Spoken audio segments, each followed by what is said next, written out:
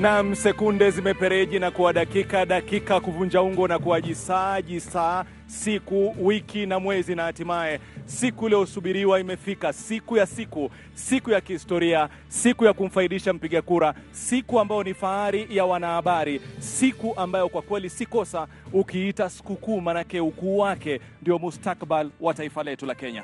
Ama kwa hakika kama ulivyosema Rashid Abdalla, ni kwamba ni siku kuu, ni siku muhimu sana, ni siku kubwa kwa wewe mtazamaji na Mkenya kwa jumla, kwani macho yote na masikio yote yanaangazia chuo hiki kikuu cha Catholic University siku hii ya leo hapa jijini Nairobi. Na ikumbuke kwamba sio mijadala ya kwanza kuanza kufanyika humu nchini. Mijadala mengine imewahi kufanyika mwaka 2013, mwaka 2017, mwaka 2022, ikiwa ni siku hii ya leo ambapo tunawaniaji wanne wa urais. Na ikumbuke kwamba katika historia au ni idadi ndogo kabisa. Naam, idadi ndogo. Naamini usiamini kwa nini inakuwa idadi ndogo, ni kwamba walijitokeza wengi zaidi walikuwa na ndoto ya kuwa marais hapa nchini Kenya. Idadi usiyopungua zaidi ya watu 50, lakini katiba ambayo iliweza kuidhinisha mwaka 2010 ikatendewa haki katika sura yake ya 10 sehemu ya kwanza. IEBC ikaweza kuwapiga msasa ikiheshimu sehemu ya pili ya sura ya 10 ya katiba yetu ya Kenya. Ndio maana siku hii ya leo tunazungumzia wanne badala ya waniaji zaidi ya 50. Naam, tunaye naibu rais William Ruto kwa hivi sasa akipigania kiti cha urais. Naam, kumbuka kwamba Daktari William Samoei Ruto akijaribu kuingia bungeni Eldoret North mwaka 1997 mahakama kuu akajaribu. Mwaka 2022 chama cha Agano kampa tiketi, tayari kukaa chonjo akisubiri uchaguzi mdogo kaunti ya Nairobi. Kwa bahati mbaya, sababu moja au nyingine, uchaguzi haukufanyika. Simzungumzi mwingine, namzungumzia David Waiga Mwaure. Ama kwa hakika Rashid, sio rahisi kuwa rais. Na sio rahisi kuwa rais, lakini leo itakuwa rahisi kwa waniaji wa rais kupita kwa urais wakielekea katika lango la mjadala wa urais. Kwa urais wataeleza ni kwa nini wangependa wachaguliwa wao kuwa rais, lakini kumbuka hiyo itakuwa rais wao kutembea kwa wakati moja kwa moja hadi katika lango kuu la ikulu kama marais kwa mpigo. Haitawezekana. Kati ya wanne, mmoja ndiye atapata kura nyingi. Na mtazamaji, tumejaja hapa stesheni tofauti kwa hivi sasa. Ikiwa ndani ya ukumbi huo tunaarifiwa kwamba wageni takriban 700 tayari wamekaa kitako wapate kusikia ni yapi yanayoendelea. Na hapa katika uwanja tunao wanahabari tofauti. Na bila shaka mkabala tuna mkono wetu wa kulia yupo, atakuwa mwenzetu pale Ageyo, mhariri galacha katika masuala ya wanahabari. Atakuwa na jopo la wachanganuzi wakiwa wanazungumza mengi katika masuala ya uongozi na masuala ya kampeni, siasa na mustakabali wa taifa. Nakumbuka leo mjadala uliopita, watazamaji walikuwa takriban milioni 37.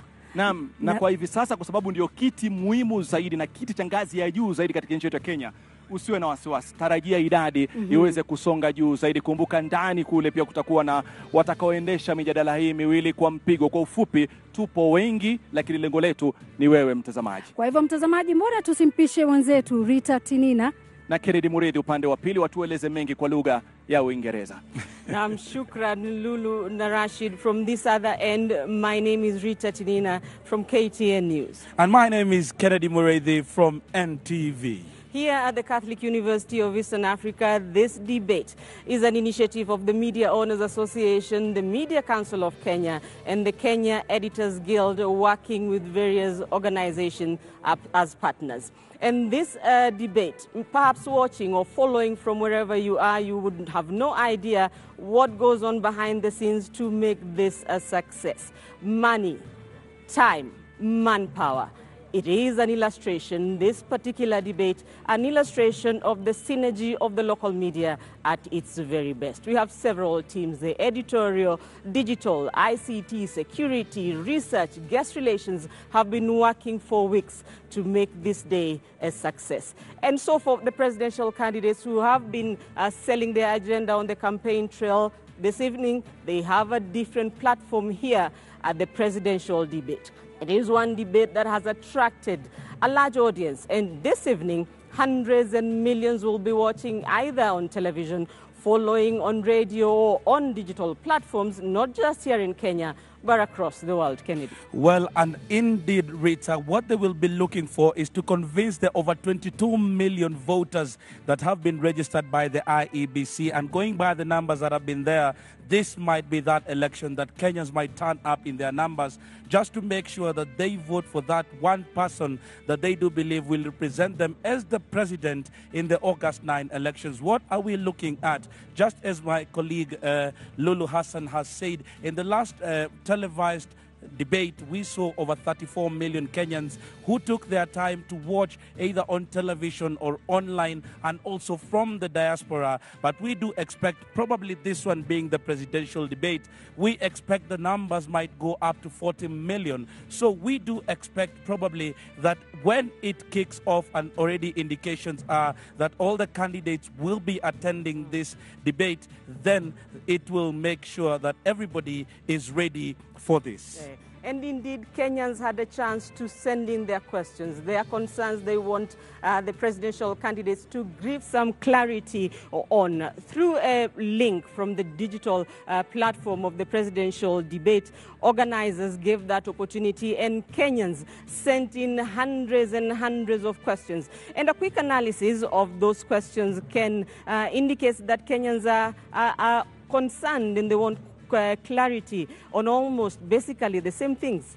Well, there are two key things that have turned out into this election. That is corruption and also the question of the economy. How do we turn around the economy? And these are some of the questions that might be turning out with the moderators, as they will be making sure that they prod the candidates as they turn out. There's the question of the cost of living, where people believe that it has gone up. There's the question of quality education. Also, there is the question of making where people want to know how this government is going to speak to the needs, or the incoming government is going to speak to the individual needs that are there. Remember, also there's the question of quality health care. And indeed, this first debate that we are expecting to start at 5:30, this is the debate between the Roots Party presidential candidate George Wajackoyah and the Agano Party presidential candidate Mwaure. This will be one debate to watch out for, and it will be quite interesting. Why? Because these are two presidential candidates whose ideas are worlds apart. You have a professor with radical ideas. On the other hand, you have a cleric and a lawyer. On one hand, Professor Wajackoyah, in the Kenyan context, giving ideas that you term unusual. He wants to legalize marijuana. He wants to introduce snake farming. He wants to introduce as well the export of dog meat. He wants those found guilty of corruption hanged, and he wants to introduce a 4-day working week. So those ideas engaging Mwaure, whose manifesto sort of compared to George Wajackoyah's radical issues, he wants to, among other things, fight corruption mainly through asset recovery. He wants to eradicate, or rather do away with pay as you earn. And I'm told Joe, on the other hand, is ready, and Joe, now give you that opportunity to go on with your panel. All right, thank you very much, Rita Tinina. As Rashid and Lulu would say, ndio ukoko unaalika maua. That is to say, we are here all set, and I'll be having a panel here to look at all those things that these candidates are going to speak about, what they ought to speak about, and later on, we'll actually talk about what they did not speak about. My name is Joe Ageyo from NTV, and here in this outdoor studio, we will have pundits here all evening long. And I'll start with introducing them. On the far right, we have Houghton Irungu, who is the Executive Director of Amnesty International Kenya. Next to me, Wanjiru Gikonyo, National Coordinator for TISA, the Institute for Social Accountability. On my left, we have Sheila Masinda, who is the Executive Director of Transparency International Kenya. Professor Alex Awiti, who is a researcher in sustainable development and public policy. And last but not least, Dennis Kabara, who is a management and governance analyst and consultant. Ladies and gentlemen, these debates, we will start one in the next 80 minutes, but these debates are coming on the backdrop of controversy. Are some candidates coming? Are they not coming? Perhaps we could just start by establishing just how important these debates are, and I'll start with you, Houghton. Thank you, Joe. I mean, I think you have to look at this presidential debate from both a historical perspective, but also what this means for the future. And I think the historical significance for me has always been that, you know, there was a time that Africans did not vote in this country, that we had no say, there was no public debate about who would be elected. It was in 1921 that the first election took place. Arabs, Europeans and Asians voted. No African person voted. It was really until late 50s, early 60, I think it's 61, when we had the first election where both African men and women voted simultaneously. And this is interesting because in America it took 100 years for American women to basically follow their men and vote. But in the Kenyan context, they voted simultaneously. What happened after that first moment? Multipartyism was disintegrated by the one-party state. The right to free expression was crushed, and the opportunity for people to be able to vote and to stand was destroyed. And it's really until Article 1 that we have seen a legal framework that says that people matter. It is not elites that matter in elections, it's people that matters. And that's why I think it's so important that we cultivate this idea of debate as being the center of our democracy and at the center of constitutionalism. I mean, I could give you five strong arguments. I'll stop you there because Professor Wajackoyah, there he is arriving because we hadn't expected him until a few moments ago. And Rashid Abdallah is with them. Rashid, kazi kwako. If we are not for, I'm not attending. Naam, labda kwa dakika moja tu, maana huko tunaona kusubiri na wale ambao wanafuatilia, labda kwa kufika kwako, matarajio yako na msimamo wa mjadala ni upi? I am not attending unless we are for. That's why I've come to confirm, because this thing is too far, sorry. Because they never responded to my letter. And if the media wants to corrupt the intelligence of this society, if the media wants to run corruption in this country, if the media itself can do what they have done, to hell with them. Where's Mr. Omari? Na kwa ufupi ni kwamba utafanya mjadala. I am not going to unless we are for. Na bila shaka nafikiri kwameza kusikia mtazamaji kwa hivi sasa ameweza sema ameshafika Profesa George Wajackoyah, yuko tayari kwa mjadala, lakini labda pendekezo lake ni moja tu, kama watakuwa wanne katika kikao hicho ndio wataweza kufanya mjadala. Kwa nafikiri kwamba hivi sasa na fursa ya kuzungumza na wamiliki wa vyombo vya habari kama alivyosema, awasikize, watoe mwelekeo kuhusiana na maombi aliyoyatoa, alafu baadaye atatupa mwelekeo kama atashiriki, kama hatoshiriki. Kwako Ageyo. All right, shukran. Rashid Abdallah speaking to George Wajackoyah is arrived, and I think we will just continue with what you were saying. Houghton, this is interesting. He's arrived, but you know he's saying there are still conditions. I think you know politicians can't give conditions to the media who have no control over the participation of other candidates. I think the responsibility of the media is to provide an equal, fair, open debate for all political candidates to come forward. And I think it's the responsibility of candidates and the humility of candidates to say that they are willing to come before the nation and seek a job that is the highest job in the land. And I think that is where I would start with that. Okay. Let me go to the other flank. Dennis, what do you make of all this? No, I think this is important. Debates are important. Debates are important, as I think Irungu has made very good about, has talked a lot about history.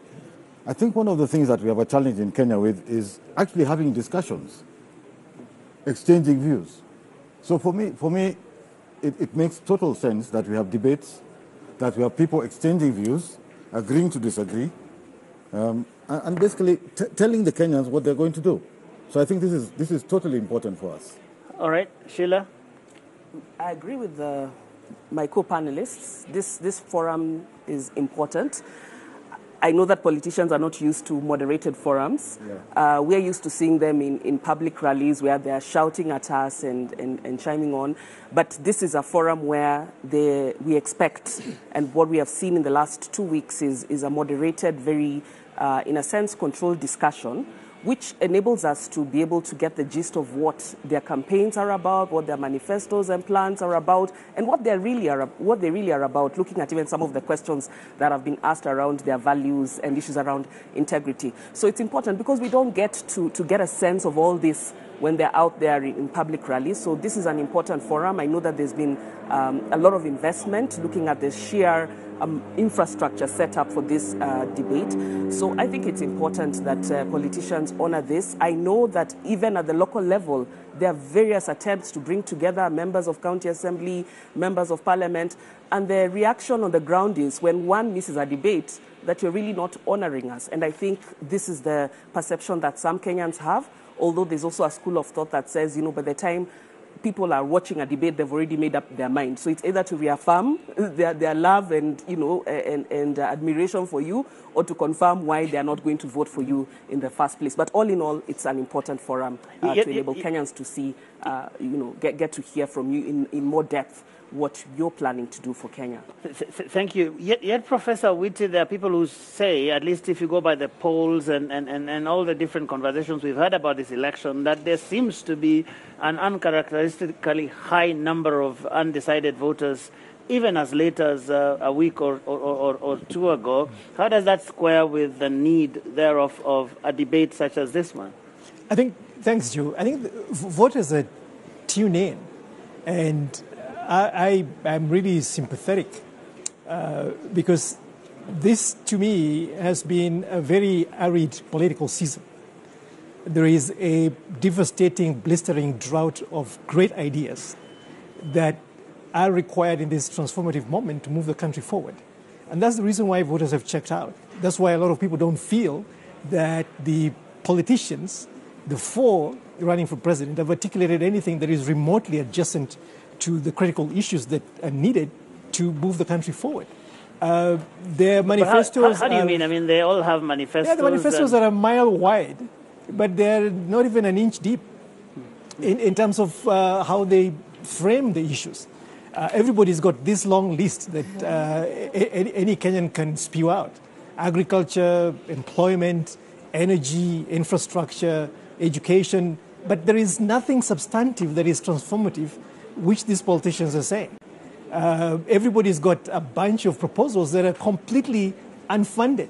We have a devastating deficit right now of 862 billion. So what's missing? What's missing is a coherent plan that basically addresses the fundamental issues in a transformative way. We're hungry today.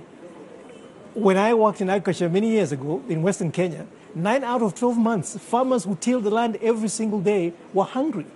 If you look at the Kenya National Bureau of Statistics census on household food security, it's still the same picture. People in rural areas are more food insecure than urban people who are working.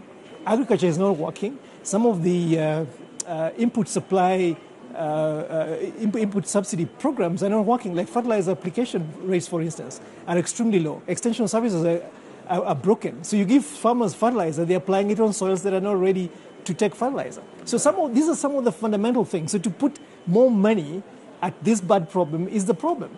And you see the manifesto that has been advanced by Raila Odinga and William Ruto. It's exactly the same, more of the same. It's not going to change the trajectory that the country has taken so far.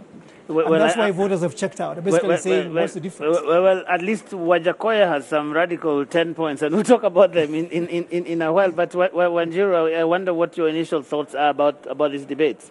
It is important, and listening to the concerns that are being brought forward by Wajackoyah, by Honorable Raila Odinga, my question from a public participation point of view is, as the media platform is created, is there usually a discussion with the political actors? Because if there isn't, there could be next time. I think there are a lot of Kenyans there that would have loved to see a debate with all the presidential candidates. So public participation and stakeholder engagement, I think, applies across the board. But given that we're here, I agree totally with what Sheila is saying, that we expect our leaders to be humble enough to avail themselves to field, to sell their proposals to the public. But I think the missing link, and my question as we engage in this very, this event is it too little too late? Because we have a situation where we have an administration that hasn't undertaken or supported public participation, hasn't supported civic education, hasn't supported voter education. And so even as the media strives to put together this platform, is it too little too late? And how do we ensure accountability? Because it's one thing to have manifestos, and I don't agree quite with the professor. I think the manifestos have some very good proposals that, if implemented, can transform some of the big issues that bedevil us. Well, he's saying but they are more of the same. I don't agree with that in terms of substance, but the question is, where is the accountability? After the promise, how do we ensure implementation? Because we are seeing challenges on leadership and integrity even going into the campaign. We are seeing violations of the basic tenets of the law in the way the political parties have constituted themselves. So the challenge to me is, yes, it's good to have these platforms. We need to have them consistently across the board, not just before the major election, but annually we should have an accountability forum, asking the questions, asking the president. But I've heard at least the organizers of the debate, say that the culture is picking up. I mean, you look at different neighborhoods, people are hosting candidates for MCA and different groups, whether it's religious groups, whether it is civil society people. There is this demand of the people who are, seeking different offices to come before the people and explain themselves. It's not just when politicians are seeking votes that they need to field questions. And, this debate is questions mainly from the media, who represent really good questions, but these questions should come from the ground. And I totally agree that this needs to be part of the culture. And as Sheila said, all the way to the local level, political leaders need to be answerable to the public through these public forums, but also in other ways that we can ensure accountability, because after the promise, then what? And that could explain the undecided, because as Prof says, as Geshira says, if my issues have not been dealt with, why should I then get involved in this very intense electioneering period? It's more of the same. Okay, I really want us to go into a bit of the manifestos and what these two gentlemen bring to the table.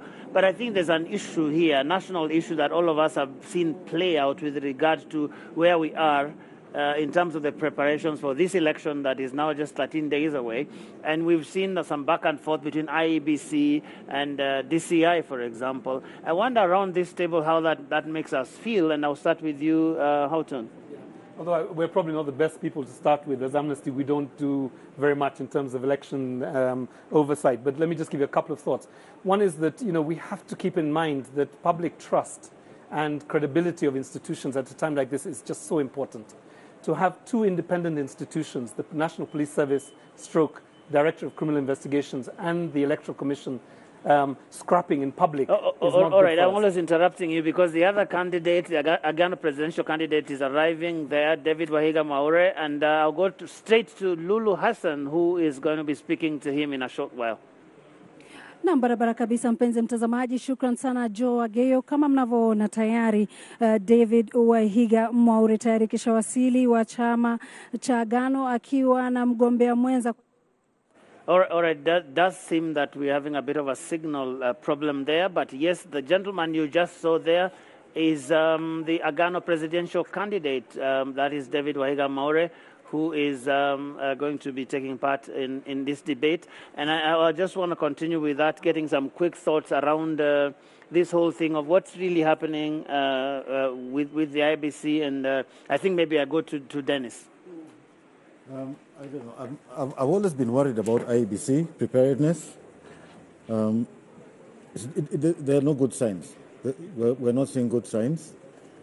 I don't want to be dramatic, but I wonder what these good signs mean in terms of the fate of the election itself, because it seems to be going worse. 2013, we were here. 2017, it got worse. Now we're 2022, it's even worse. It's just not prepared. And I'm but what's really the problem, according to you? From a technical perspective, I think there's a way in which organization is not being done. The procurement is not being done well. We don't have the audit report from KPMG. We're not sure about ballot papers. Ballot papers are coming before Gazette notices are issued. Okay, Dennis, I'm sorry. We have to go back, and I think we are now ready with the Agano presidential candidate, Wahiga Mwaure. Na barabara kabisa, mtazamaji, kama mnavyoona David Wahiga Mwaure tayari wa Agano Party kisha wasili kwa mjadala ambao umesubiriwa kwa hamu na gamu. Labda nimuulize mawili matatu kuhusiana na mjadala wa siku hii ya leo. Karibu sana David. Asante sana dadangu. Naam, umejitayarisha vipi siku hii ya leo? Nimejitayarisha kabisa ili nikuje niwaeleze wa Kenya sababu gani ni lazima safari tubadilishe na sababu gani ni lazima wachague mtu mpya na yeye ndiye mimi. Tunakuja kuelewa kwamba hii ni miaka 59 kutoka wakati tulipata uhuru. Tumekuwa na tabu nyingi hata baada ya miaka hiyo yote. Na sisi wengine kama mimi nimeingia katika huu uchaguzi kwa sababu naamini ni wakati wa kufagia na kuleta wapya. Na kwamba kila ndoto ya yeyote, hata wewe ambaye huja kuwemo huku ndani, hujulikani, hujuna pesa nyingi ama mahelikopta, unaweza kuwa rais kama vile dada yetu Rupita alivyotuambia kila ndoto ni valid. Na unahisi vipi kuhusiana na mjadala wetu siku hii ya leo? Unahisi vipi? Hisia zako ni gani? Mimi kwanza nina furaha kwa sababu ni haki ya Wakenya kutusikia zote. Na natarajia hata kukutana na mgombea yule mwingine, my competitor, na hata wale wengine nawaambia wakuje ili Wakenya waelewe. Na mimi kile ninayofurahia ni ya kwamba yale tumekuwa tukiona kule nje, wakati mwingine hata watu hawasikizi sera ni gani. Wanaangalia magari, wanaangalia vipi, mapambo, lakini leo ni wakati wa kusikiza hasa ni nani anaweza kubadilisha maisha yako. Okay, shukran sana. Asante na shukuru. Okay. Ndio hivyo tumeweza kumsikia David Wahiga Mwaure akisema kwamba ataeleza sera zake kwa upana zaidi, akitumai kwamba yule mgombea mwenzake ambaye ni mpinzani wake Wajackoyah atakuwa yuko naye katika jukwaa lile. Ni mambo ambayo tunasubiri kuona mtazamaji, lakini kwa hivi sasa moja kwa moja na kurudisha kwake Ageyo endelee na wachanganuzi. Shukran, Lulu Hassan. So the Agano presidential candidate is in the house, and we will have to wait for that because the two platforms couldn't be more different. But we were talking about the IEBC preparedness and the back and forth we are seeing with the DCI. Dennis, I don't know if you had finished your thoughts. No, for me, it's not the management problem. I think IEBC now presents for us a political and an economic risk. Wow, that is big. What are you talking about? It is. The uncertainty behind all these preparations, it's no longer about management and procurement. We're now talking about, are we going to have an election? Are we going to have an election that is successfully executed? Are we going to have an election that is not disputed? These are now political and economic risks. I think that's where we are. Prof? So, Joe, this is a historical problem. This is not just IEBC. The previous electoral bodies have had these same levels of institutionalized and government engineering competence because of what elections mean to our governance process. We've not had free and fair elections since 1992. This is not a disputable fact. I think the only credible election we had that we believe the outcome was 2002. So what IEBC exhibits today is a comedy of errors in many respects and institutional incompetence at a colossal, catastrophic level. One scholar of governance called Land Pritchard talks about governance in capability and talks about isomorphic mimicry, where we've created an institution that mimics that which should be a functional institution that runs election. In every sense it looks like, but it doesn't function like one. So I think that in many respects, if you look at the last 4 elections, we've created a system where IEBC is kind of an arm of government that inserts itself in diverting and subverting the will of the people. Now that has created interesting opportunities for perpetrating internal incompetence in the sense that IEBC is just not well organized as an institution with all the capabilities that it needs to run an election. Internally, we talk about procurement issues. We talk about just an election, a plan of action that you would execute to the D-Day of an election. If you ask Chebukati what he's been doing for the last 3 years in preparation for this election, the voter register, the cleaning up of all of that, talking about electoral materials, the ballot papers, the security around that. And as Dennis says, this is an existential risk to the democracy. And is also a threat to the body polity of the country. in terms of our sovereignty in many respects. Sheila, how worried are you about this situation? Well, the trust deficit levels have always been low for our election management bodies, and largely partly because of how some processes are conducted.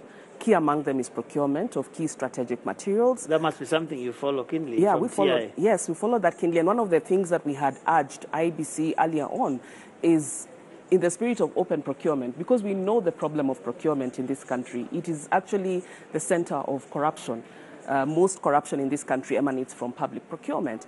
And so the interest that then the procurement of these strategic materials, the ballot papers, the technology has, it meant that there needed to be an attempt to ensure that there was open communication throughout. Because when you're looking at some of the claims that were made, was it 3 weeks ago, coming from politicians, it comes from that whole organization of procurement. So my own take is that there should have been an attempt to be a bit more open, not a bit more, but actually very open in terms of communication, communicating with stakeholders, including the political class. But the other concern that I have is just the ability of our agencies to be able to work together. When you see that kind of spat between the police and IBC, and you wonder whether these are not some things that could have been resolved, bilaterally. Yeah, we expect them to work together. An election, it requires that you're working very closely with security agencies. And I would have expected that kind of, whether it's a misunderstanding or a dispute or whatever contention, should have been sought out, especially because we know how we easily sensationalize things around elections and politics, especially at this time. We're just 2 weeks to the elections. I would have expected that as a matter of national security, this is something that should have been handled. Of course, we of course, it's good that it's out in the open, so we know what issues are there, but then we also know that this is something that can potentially, spark several disputes, in regard to the election. And of course, I know the politicians are watching. It's probably a matter, if anyone is preparing the petition, it's already something there. They are doing more than they're watching. They're talking a lot as well. Yes. So my concern, Joe, is how our institutions are working, not just the police and IBC, but throughout the planning of this entire election. I have had my concerns in terms of our institutions to be able to work in collaboration. Yeah. Even when you look at how candidates were verified, vetted, and cleared, you could tell that clearly these institutions were not working together. And as a result of that, we now have people who are not credible, who don't meet the qualifications set out in the Constitution, who have been cleared for office. So this problem started earlier on in the election process. Wow.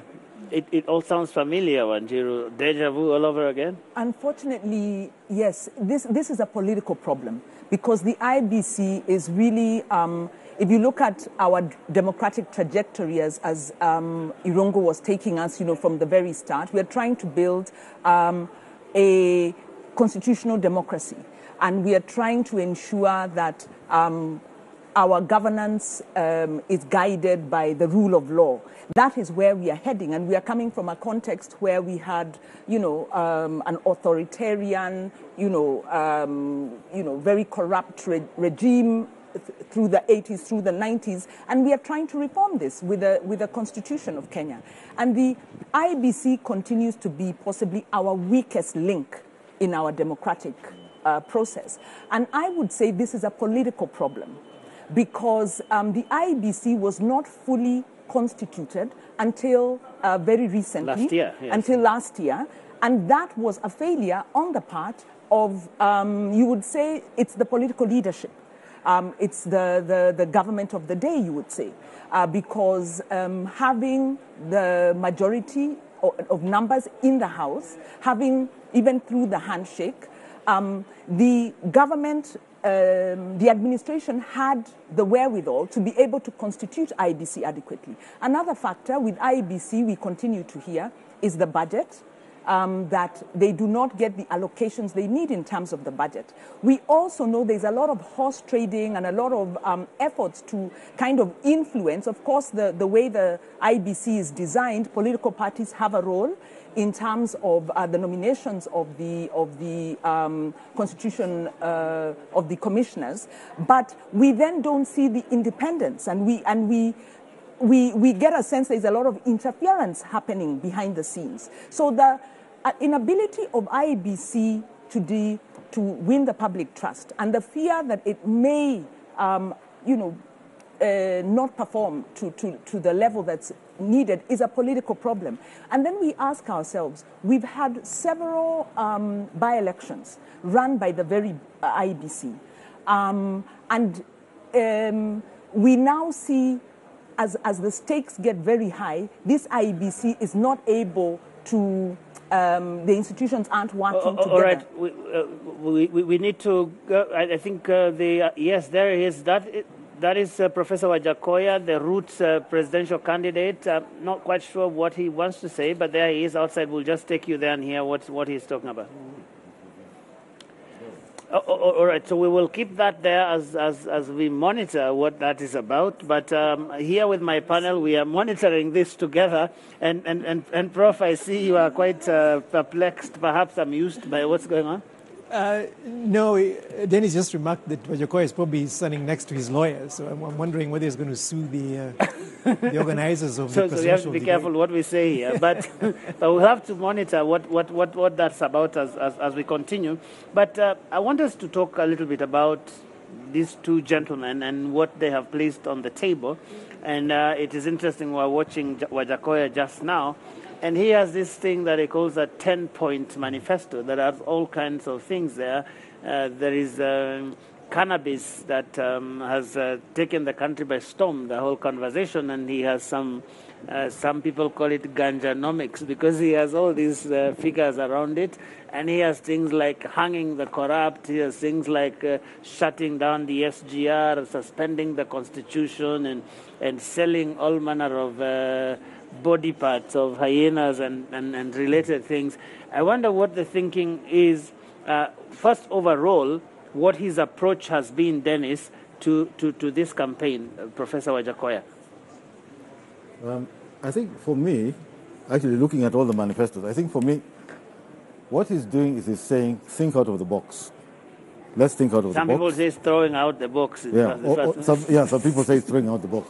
I think it's, but in a way, and I think I've seen one comment about this, he's saying, let's think about ourselves on a journey to self-reliance.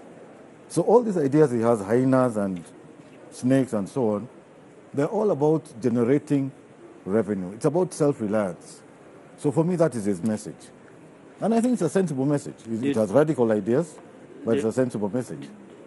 But Professor Witty, you say you haven't seen anything radical. Well,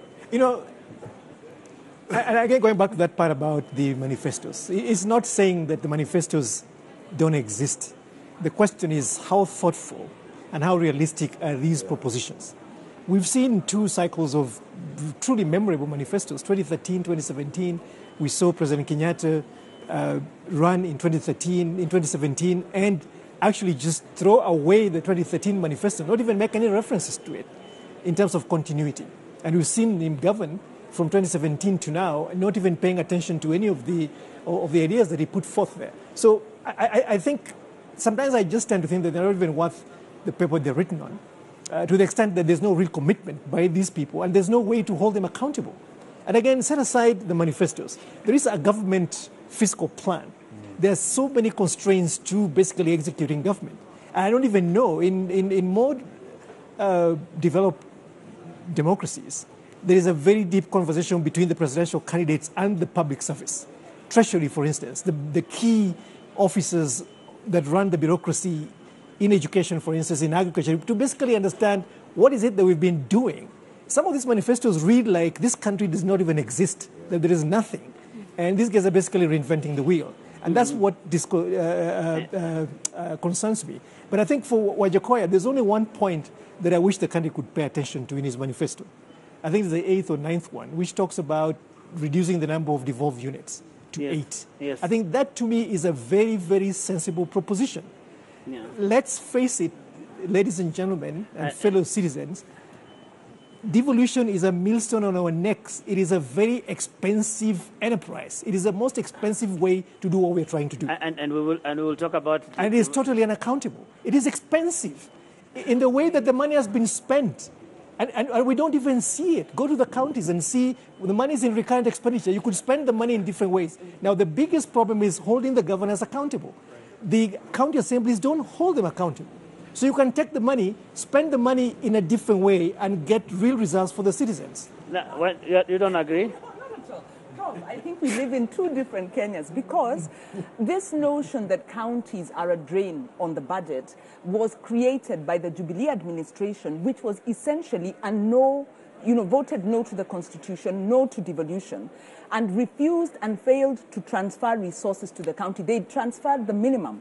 At present, with a higher allocation to counties, you're talking about something like 332 billion to counties against a budget of 2.7 trillion. So how is devolution the drain on the neck of the country? The other thing around devolution is, if you look at the extent to which counties have been able to improve agriculture, for instance, during 2020, when the country stopped, agriculture was the only function that continued to sustain the economy of Kenya. Now, these are facts, these are statistics, that it was the one sector that, continued to hold up the GDP of the country. So devolution is a political exercise because it brings power closer to the people, and it also helps in the distribution of resources because Kenya is very unequal. The challenge with devolution is accountability, like you say, but accountability cuts across the board. But isn't it, Wanjiru? I mean, what I see is where Wajackoyah is saying that we just reduce the number. Well, the issue is, don't talk about units. Let's talk about representation, because devolution is about two different issues. No. The purpose of devolution. Okay, one Kenya is unequal. So none of us here will disagree that we have to distribute resources equitably. So you have to have an equitable share. But then the other side of that is, where do citizens decide? And how far away do you want the decision to be from the farthest corner of Kenya? So the issue is with whether we have 47 counties. We now have the regional economic blocks that allow these counties to come together and then come up with, the economies of scale and the efficiency. So let us not deny Kenyans the ability to elect their MCA and hold their MCA to account at a level that is close enough, because we've had enough of centralized government. We want more decentralized government, but we want accountable centralized government. So I think on that, devolution is not just about economics. It has assisted economics. If you look at even the increase in property prices, the expansion of services, devolution has assisted that. But there is also a political exercise, and there is Article 1, citizens say, self-governance. You can't have that under centralized government. Joe, let me just jump in, because every time I jump in... It's a debate. And it's now you're all right, just very briefly, yes. Yeah. We just want to do a check on what's happening with the registration, but it's fine. You can make that come. Okay, so that was a light touch. I mean, I think the thing that we have seen in both of their manifestos, which I think have been interesting, is the focus on anti-corruption, right? So that's the area that they do agree on, but their prescriptions are very different. So I think with the Agano party, what I saw was a lot of language around, how painful, how onerous, corruption and impunity is, but very few legislative and policy prescriptions and, I guess, programmatic shifts, right? The one thing that I think is interesting there is this idea of shifting prosecutorial powers to the Ethics and Anti-Corruption Commission. Yeah. So we will come and have a fuller conversation on this. I just want to remind our viewers who are watching this all across the screens in this country. We are live on TV and even online, following these historic engagements that we have in this country every election cycle. And right now, many people are already arriving here, the audience being properly vetted. And I want to cross live to Kennedy Mureithi, who is standing at our registration desk, just to check what's happening there. Is everybody in now? Because we'll be starting this debate in another 45 minutes or so. Kennedy, what's happening where you are? Well, thank you, Joe, and quite an interesting panel you're having there, discussion. And here on this other side at the registration desk, there is an outpouring of Kenyans who want to watch this live, and they are already being cleared from the registration. There are hundreds of others that are being cleared from the other side where there is the main gate as they come in, and there is also a provision for where they will be sitting as they wait for them to be called on. And there is a serious number of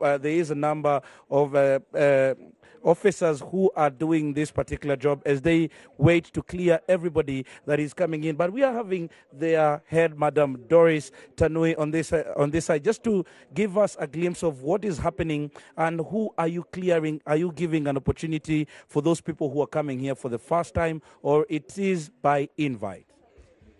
We are giving those who have been invited. You come here with an invitation card. And once you get here with your invitation card, we'll give you a QR card to scan with your phone. And then immediately it will tell you to register. Once you register, it syncs into our system. From there, we can be able to print these accreditation cards for them. So when you're saying that you're coming in and you're given a QR code, does that mean that anybody else who has not received an invitation card from home will come here and receive the QR code? No, if you have not been given an invitation card, we are not able to print for you a badge, and you cannot be allowed inside the gate. So probably take us through this process. We are seeing that there are different desks manned by different people. Is it to cater for the different groups that have been invited? As I can see here, my camera person, Brian, will be showing there is the embassies, there is the Media Owners Association, and all that. Then there is the delegates. Probably you could take us through this. Yeah, from that side, we are able to handle the embassies. We are able to handle the diplomats. And then from these desks, we are accrediting everyone. People come, they sit from that side, then they will be called one by one. They go to various desks, and then they are sorted out to make it move faster. Well, that is what we are getting, and everybody has been catered for when they make their way to this particular place. And we would, the digital? This company is called Digital One. We are the one who are doing registration and accreditation. Yes. And we have already seen an outpouring of people that started early in the morning as they came in. Remember, this auditorium houses about 700 people who will be coming in, and they will be watching from here. But we're also having the security team that is being manned to make sure that everybody who comes here has been vetted, and will be making sure that they come with that particular card, the invitation card that they were given, so as to make sure that the security is smoothless. Hello, madam. Jambo wa Kenya, jambo wageni. Hapa ni sub-county ya Lang'ata, na huyu ni kamanda mkuu wa polisi eneo hili la Lang'ata, Miss Monica Kimani, na nataka kuambia mambo ya usalama. Tumeweka usalama ambao ni nzuri sana. Kuna sehemu 4 za ukaguzi, kuna main gate, kuna hapa mahali mnaona registrations, kuna pale chini na kwenye auditorium. Kwa hivyo security ni nzuri sana, na tunaomba delegates wale wamealikwa wawe very cooperative kwa sababu ya usalama wao na usalama wa wageni pia ambao tuko na wao kwa wingi. Well, you're talking about the security that has been enhanced. Probably you will tell us the number of people that are coming in and the number of security officers that you've placed here, just to make sure that everything goes as smoothly as possible. Thank you. We have over 100 police officers within this compound, and many others outside this compound. We have both in civics and in uniform, and so there is no reason to get worried. We are up to the task. Well, thank you very much, Joe. Just before I get back to you, we'll also want to get a view from one of the delegates who have come here. As we do know that there are those delegates that are also representing the political parties that are involved in this debate. There are those supporters that have come with the four presidential candidates that we do expect will be involved in today's debate. We would want to get probably a view from one of them. How are you, sir? I'm very fine. What is your name, and today you're here, and how is the feeling, and why not watch from home and come here today? Basically, my name is Samu Gutu. Basically, I want to say I'm one of the few delegates that are privileged to come and have a one-on-one interaction with the presidential candidates. I'm here basically to hear them out, to hear their agenda, and probably make an informed decision come 9th of August during the elections. Thank you, Joe. Those are some of the expectations that most of the people are having today, as they hope that today, when these candidates go on the floor, they will make their submissions, and with those moderators that we are having, we'll be able to interrogate some of these positions that they have put out there, and that decision probably will be made. There is a huge number of undecided Kenyans that are yet to make their decision. And there are those that will be willing to cement their positions today when these debates go on. Right now, I take it back to you, Joe, to continue with your panel discussion. All right, thank you very much, Kennedy Morethi. They are speaking to various people involved in the registration. We've seen security people there. We've even seen some of the delegates who are arriving. And that is to say that the debate is just minutes away now. At 5:30, that's when the first debate kicks off between Professor George Wajackoyah. We've seen him here already. That is of the Roots Party, and the Agano presidential candidate, David Wahiga Mwaure. And I have my panel here. They are still here. They haven't left. And as we were talking, there was a whole conversation about Wajackoyah and his federal system sort of proposal. And then there was a bit of fireworks flying here. I was almost getting my helmet, but still I had you making a sound likely to suggest you wanted to say something.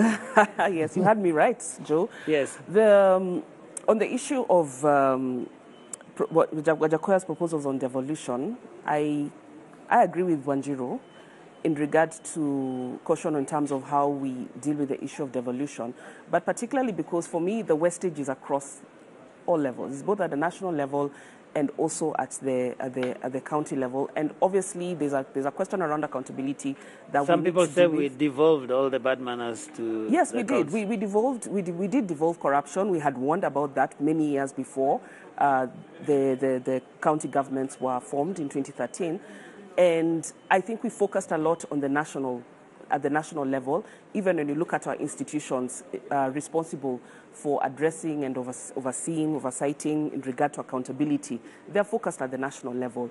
And I go back to the question around resourcing for our institutions which are responsible for oversight. And we talked about this when we were talking about IBC, but it's not just IBC. When you go to the Ethics and Anti-Corruption Commission, the ODPP, the judiciary as well, which is responsible for, is at the last point of the criminal justice chain in terms of listening and hearing and determining, adjudicating corruption cases, they do not have adequate resources to be able to fully perform their mandate to our satisfaction. And you can see that the problem of corruption is quite huge. I think right now as we speak, we are experiencing the highest cost of corruption. But we have not matched our institutions with the resources that are required. But if I can also just speak to the issues around what these candidates have in their manifestos in regard to addressing corruption. Yeah. Wajackoyah talks about the death penalty. Yes, hanging people. Yes, I'm a bit cautious on this because we also know that we're in a country which respects the right to life. Life is, we when you look at our constitution and our laws. And for me, I've always questioned that, okay, I've seen other countries which do this, but then in that case, you're not really we want those people alive to get the real punishment in prison. I want the person who was recently, we had, was it 2 years ago, someone was sentenced to 67 years in prison. I want them to spend 67 years in prison. Well, it's running to for see election, the pain but that's a story for another day. That's a story for here. We will talk about it as well, because we need to hold our leaders accountable for these people who are coming to debate here and telling us that they are fighting corruption, but they are still giving tickets to people responsible for corruption, and then you tell us that you want to fight corruption with people who have been responsible for corruption. Those are the things we need to call out some of these people for. But so I question Wajackoyah's proposal on this. And then for Mwaure, you've seen that as you have said, his emphasis is on recovery of assets, which is important, because I've not seen people talking about monies that we have lost, billions of shillings stashed out there in foreign countries. I saw that you already wrote a letter to some foreign governments asking for support in terms of, tracing and repatriating that money back into our economy. This is important. Not very many people are talking about this, because we are struggling as a country with our economy, inflation, and we really this is a time we need all those resources that have been stashed out there to be brought back to be able to, bolster our economy. So I agree with him on that. He's also talked about revisiting some long-lasting corruption cases, KEMSA, Kenren, and NYS and others which have not been resolved. I think this is important. Just be cautious as well. There's always cautious because even as president, we also expect that he will respect independent institutions. Exactly, because the institutions responsible for investigation. That's where I was going and prosecution. With that. How viable then is it for a candidate to really come and tell us this is what I'm going to do about corruption? I mean, in the face of what you're talking about, because we have the EACC, we have the DCI, all of this DPP, everybody doing their bit within this whole chain. What is the president going to do? I mean, the current president famously said, some people now say infamously, munataka nifanye nini jameni? Well, there's a role that the executive also has to play. That is important, even in terms of, because one of the things that we have struggled in this country is political will, and even just, how are you able to call out your people in government, your colleagues in government who are responsible for corruption? One of the promises of the Jubilee administration 10 years ago was that they would ensure that people who have been indicted for corruption do not hold public office. But then how many people have we seen continue in public office even after being indicted? So those are some of the things that we see. So it's a political will that is really critical that we need to see coming from the presidency. And there are many other roles that the presidency plays in terms of fighting corruption without necessarily going into the mandate and influencing independent institutions. Then is their platforms here. So their Agano. For Wajackoyah, the most outstanding thing about fighting corruption is, of course, kunyonga hao, which Sheila has a more complicated name for the death penalty or capital and whatever, but it's really kunyonga watu, isn't it? With him. He said hang them with him. Yes, but then there are other things that the Agano presidential candidate is proposing, such as the whole asset recovery thing. In fact, he's saying that asset recovery thing should be domiciled in the presidency. He's already written some letters to some foreign embassies and that sort of thing. He's talking about devolving budgeting to village councils, which is not just about corruption, but I guess it's also some of the things that Wanjiru was talking about, taking everything closer to the people. And then talking about the big fish going about. Budgeting at the national level or at the county level? At the village. Devolving it beyond that, cascading it further to the villages. So that is devolved funds going to the villages to make budget proposals about their priorities. Yeah, like they do in Makueni. Yeah, that's how they do their his budgeting. proposal on one of the proposals, at least on devolution, is that the allocation to the counties will be 40%. Right now, of course, there's a whole debate whether it is even 15 or 12 or 10. We really don't know many times, but he's saying he's going to make it 40, and 10 out of the 40 is going to go directly to this this village councils that he's talking about. It's easier said than done, because you see, we already have the subunits within counties, the sub-counties. And in the current constitution, and what has not been instituted, has been the further devolution below the county level, to the sub-counties and below, where you'd go to a ward, for instance, and then have a ward council or a ward forum that basically talks about those priorities. But that envelope has to be allocated by the county assembly. That is the process. There has to be a legislative process that basically looks at the entire pie and then further allocates that, and then at that sub-county, sub-ward level, then you can now talk about ward priorities. Otherwise, the whole thing becomes very unwieldy. And then what is the level of preparedness, preparation, training, capacity building for villagers to be able to do this? I think sometimes we need to be very careful of this fantastical thinking, because this is serious stuff. But it's happening. It's happening. And sorry to jump in. When we talk about decentralization of the budgeting process, it's happened in Makueni. And there are models that we can look at, such as Makueni, where budgeting process starts at the, in fact, sub-village in terms of prioritization. And they then have a process of, putting together those proposals. And then at the ward level, you have ward kind of budgeting meetings. So if the governor wants to do a county-wide large infrastructure project, like national government did SGR, or they want to build a hospital or something, they have to go to these ward-level meetings and convince villagers, give us this priority because it will help you. So you have a deliberative budgeting process that is well thought out, that is based on structures that are not just set up for the budgeting process, but that exist and have other roles. Linked to that, but isn't there a need for that continuous capacity building for them? They have a whole, exactly. It's political will. Not the numbers like how many shillings and cents you're going to spend on a bridge. No. It is, by the way, the budget discussion is based on the proposals, because there is a problem in Kenya's budgeting process, and we've been told this by government, by people in fact in finance, where we do budgeting based on expenditure proposals without the estimates. The estimates are supposed to go together with these proposals, and that's how you wind up then having fantastical projects that then can't be financed. And I want Dennis to come in, because he's been waiting to do that for a while. I have a serious problem asking people to solve problems. The whole point of this whole budget process is that we go to Kenyans and we say, what are the issues that are facing you? Then, because we are responsible government, we solve them through policy. Yeah? We don't let people design projects. We solve them through policy, which is then translated to programs, which is policy, which I think this is what Alex is saying here. Right?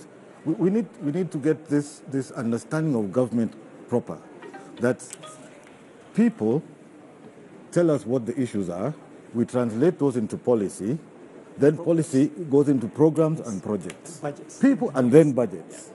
That is the correct order of things. We've mixed it up. In a bottom-up, in a top-down, in a top-down. In a holistic. Top-down economics has not worked. No, in a holistic way. Top-down economics has not worked. No. Kenya has very high inequality. No, this is not about bottom-up or top-down. It is not top-down. It's not top-down, because the point really is... Let Dennis finish. That in a consultative participatory process, the communities generate the issues, the priorities. Now, those have to be consistent with the plans.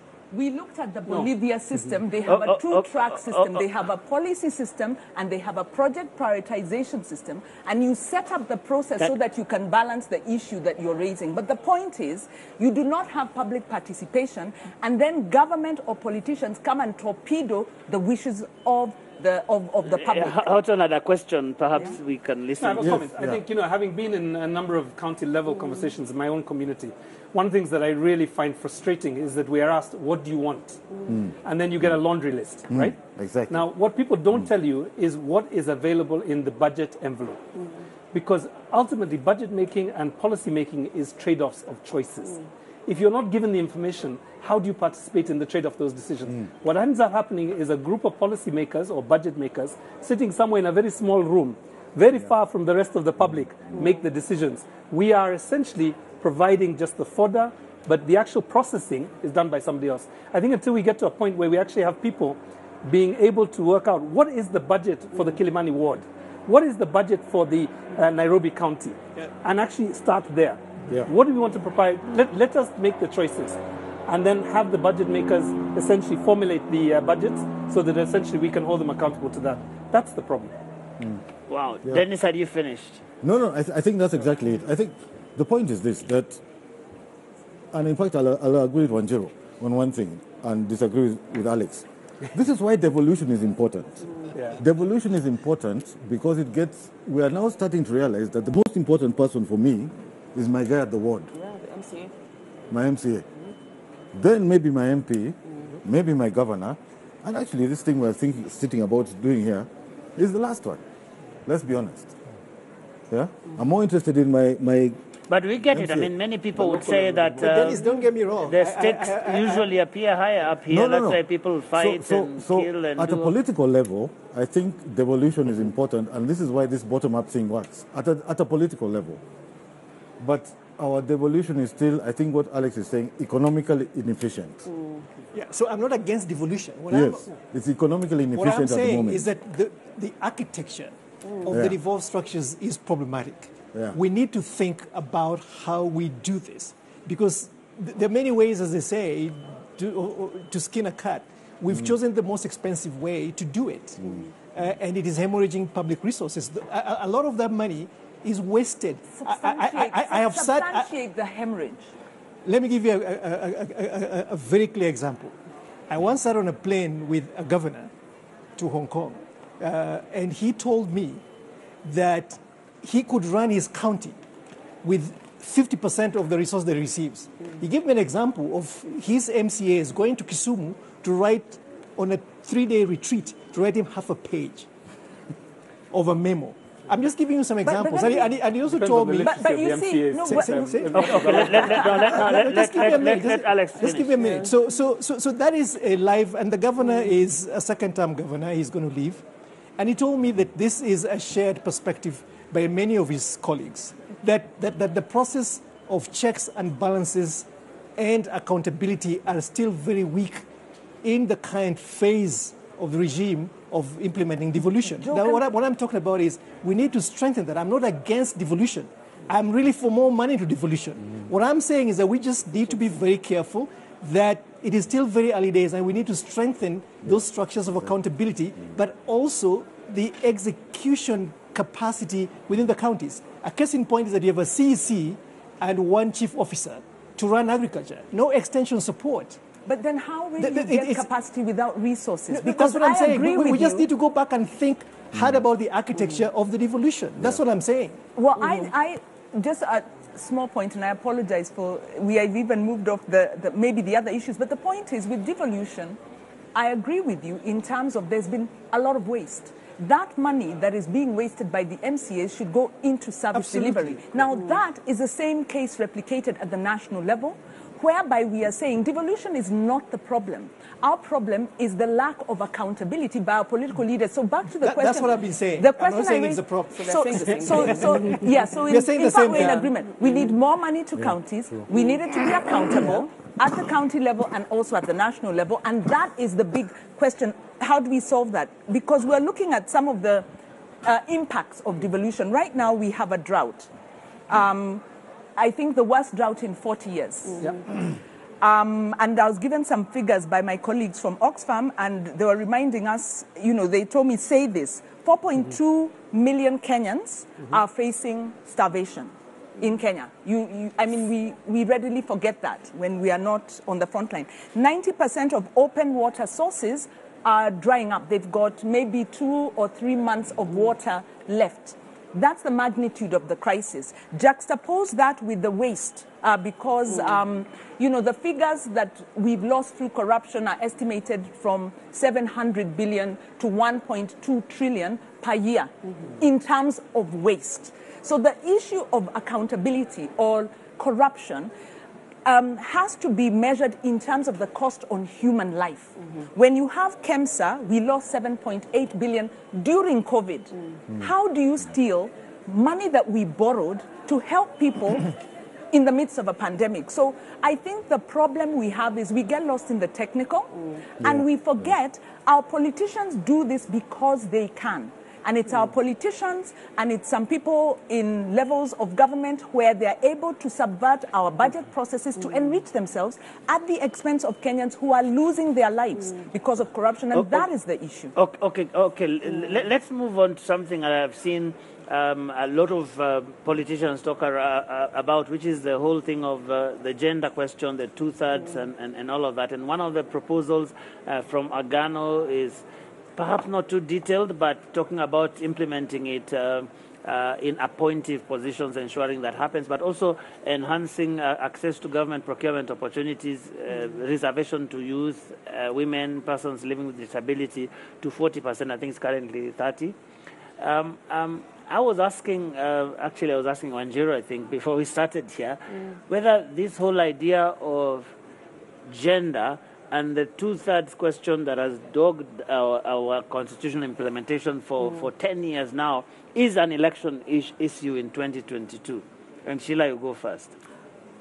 They've tried to pretend that it is an election issue, I think, because they have... I like your choice of yeah, word, well, that's true, because at the front of it, we've had one, I think it's Kenya Kwanza, which says that half of the appointments will go to cabinet. Half of the appointments in cabinet will go to women. Yes. But then I already look at it from the optics, like when you're out there, who's around you.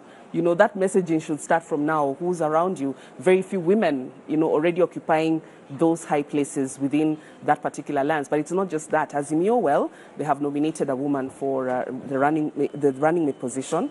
But then, for me, it's more or less about optics, because when you looked at the party lists, you remember the party lists that IBC, did not allow and said that parties needed to resubmit new lists. If they couldn't even present us enough women as required, as per the constitutional threshold, during the listing of people to be nominated, do we really trust that they will then offer those appointive positions? Because for me, it's really promises.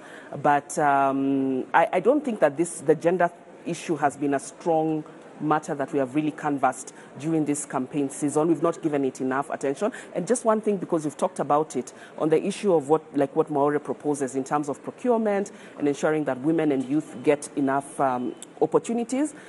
From our own experience, we know that many times when those companies that are given contracts and have women and youth, it's basically just on paper. The beneficial owners of those companies are actually not the women and youth. Those are just fronts. So we also need to ensure that actually the beneficial ownership of these companies is made up of women and youth. So there's something else that we need to do to ensure that these opportunities are really going to the people who are more deserving of them. Houghton, I wonder what your thoughts are about this gender question. I remember when you came and found me here, and you were wondering whether I was about we're going to be a manual, yeah? No, I was about to stage a protest. It was only a manual, right? So, fortunately, we have two very, very articulate women on the panel, as well as the three articulate, somewhat articulate men. No, I think there are a number of issues. I think the political representation of women is critical, right? And it is not even a matter for debate. It is a constitutional threshold that we must meet. The fact of the matter is we're not going to meet it in this election. So I think there is a crisis coming up the other side of the election. The second issue relates to the use of public resources. And I think the point about procurement is an important one. We look forward to hearing more from the two candidates this morning, this evening. But I think the other issue that I think is really important is making sure that we don't just have women, but we have women with a gendered agenda for this country, right? And we need men with a gendered agenda. So I think we should be asking presidential candidates who are male, what is their gendered perspective about these issues? Let me just give you three very quick ones. We learned last week 5,400 women and girls were raped in the county of Nairobi. What's the agenda to deal with that issue? We have heard that we have one of the highest teenage pregnancies, and the numbers are coming down to like the 10, 11, 12-year-olds, not the preteens, not even the teenagers, but really this very fragile age group. What is our strategy for that? Must we continue to have this sense of denialism around the issue of safe abortion, comprehensive sex education? When are we going to start dealing with the realities that our children are dealing with in a way in which we are not confusing science with our morality? And I think that's the challenge that is forward on the gender issues. I think the very last one for me is this issue around, gender parity, because I think we have to look at this from a really sober perspective. You know, it is estimated that we will not achieve gender parity at these current rates until 2069. That is another 40 years from now plus, where we see women's earnings and men's earnings being similar. At the moment, there is a 23% difference between men and women. Oh, wow. Wanjiru, what can I add you've been to that? speaking quite a bit, but let's talk about this gender question. Yes, from a gender perspective and from an inclusion perspective, yes, I think I totally agree. And you know, thanks so much, Irungu, for reminding us how expansive this is. And what I'll add is maybe just 2 quick points, is that at the county assembly level, if political parties do not achieve the gender balance, they will then do a top-up. And that top-up of, because the county assemblies must have a 2/3 representation. And the top-up of additional members means that the taxpayer pays more and that the size of the county assemblies are bloated. So there's a game that political parties play where they field as many male candidates as they can. And were it not for the IBC racking their knuckles in terms of the nomination list, it would even be worse. So one, the failure to respect the rule of law and the failure to embrace the gender agenda and paying lip service to it costs us in economic terms. The second is we did a study on AgPo, and we found that much as you have preferential procurement for youth, women, and persons with disabilities, the thresholds, of course, are not being met by any stretch. But we also found numerous cases where women were saying they have to give sexual favors. They're being extorted in terms of sexual favors to be able to get the contracts, to be able to get the credit financing that they need. So as Irungu is saying, we also have to look at the governance, but also the social context in which we are living, where women are still not able to participate equitably in economic affairs. Okay, because we are just about to go for the first debate, so let me just get some quick thoughts, Professor Awiti, and then to Dennis. So I think the elephant in the room here is where we are as a society, period. The place of women in our society, in the way we are socialized, has still not moved up even one notch. We're basically trying to apply constitutional and legal frameworks as band-aid to a deep, primordial cultural problem, the place of women in society. This has to come up as a movement. You've got to mobilize the senses of men and women out there to basically move the political needle on this one. Otherwise, we're going to be crying out here the whole time with legislation that we can't enact, constitutional provisions that we cannot basically implement. ODM, 10 times in Parliament. ODM, for instance, carte blanche just renominated all of its MPs in Western Kenya. They had a chance there to make 50% of those women. They didn't do it. So, and the way Martha Karua's nomination as presidential running mate of a major candidate was greeted by UDA colleagues was just shameful. It shows you the deep-seated cultural norms that we still have to deal with in this country to move women's agenda forward. Dennis? No, I think I have nothing to add to this. I'll just say a discussion on gender, just like many of the discussions, you know, we have two Kenyas. We have Kenya on paper, which is the constitution. Then we have Kenya qua ground, which is reality, which is what Alex is saying. And that's it. Okay. We haven't found a way to reconcile them. And I think we're stuck there. Okay, so all the ladies and gentlemen on this table, before we go for the debate, what's the one thing that those two gentlemen must not leave that stage without talking about? Let me start with you, Houghton. No, I would like to address gender. Let's go for that. Gender and women's empowerment. Yeah. Culture. How do we move from a low trust and a culture of impunity to a culture of trust, especially the political culture? Trust? Yes. What break it down. How do we in the BBI they called it the national ethos. I didn't like that term, but we have a culture where corruption is seen to pay. And a study actually done by Agano University in 2015 is still relevant today because the youth don't mind how, I think Kenyans, by any means necessary, you have to make money. We become consumerist, we don't uphold values. So how do we switch that culture? We have enough laws. Okay, let's go to Sheila. Integrity for me, because if you're not going to be able to meet all your goals and objectives in your manifesto if you don't look at the software And that's really our values as a country, the values of the people that you are going to appoint in government, the values of the people around you. That's one question I have, because even for the main, the so-called leading candidates, my question, as they keep on telling us and giving us solutions to corruption, but for me the first problem I see is that they're surrounded by people who have been accused of corruption, some who are even in court, and have been charged with corruption. And so my question therein is, how much do you care about integrity and the values that are so well articulated in Article 10 of our Constitution if you're going to not really consider this as you look at, appointing and propping up people who are going to be part of your campaign and possibly part of your government? Professor Odinga? Mine is two issues. One is public institutions. Strengthening accountability of public institutions to the public. They should not leave that stage without talking about how they're going to address that. Because the erosion of the efficacy of public institutions is the reason why we're here today as a country. Where we're now talking about, say, Mwaure should not say that he wants to bring in asset recovery into his office. Let's strengthen public institutions in the places where they are and not reconsolidate power in the office of president. The second one is public debt. But right now we have a lot of independent institutions that are not working. But how are they going to strengthen them? They should focus on strengthening existing public institutions. Public debt now constitutes about 68% of public liability, 68% of GDP. How are they going to deal with that? We need to get Dennis one thing, then we just go. No, mine very quick, since we've all said this. Balancing the budget. Balancing the budget. Okay, let's balance the time here as well, because right now we are taking that break that will lead us into the first debate of the evening. That is a debate between the Agano presidential candidate David Wahiga Mwaure and the Roots presidential candidate Professor George Wajackoyah.